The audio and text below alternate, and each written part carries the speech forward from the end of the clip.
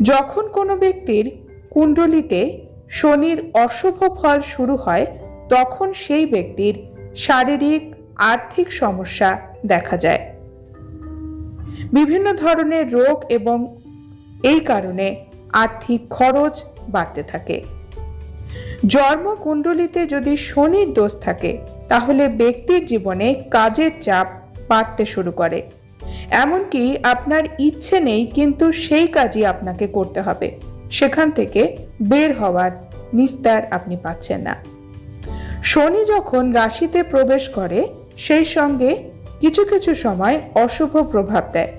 এই কারণে ব্যক্তির রাগ বেড়ে যায়, ধর্ম সংক্রান্ত কাজ থেকে সে পালিয়ে বেড়ায়, একই সঙ্গে তার বদ অভ্যাস বাড়ে, জেদ বাড়ে। ব্যক্তির কুণ্ডলিতে শনির যদি অশুভ প্রভাব শুরু হয় তখন ব্যক্তি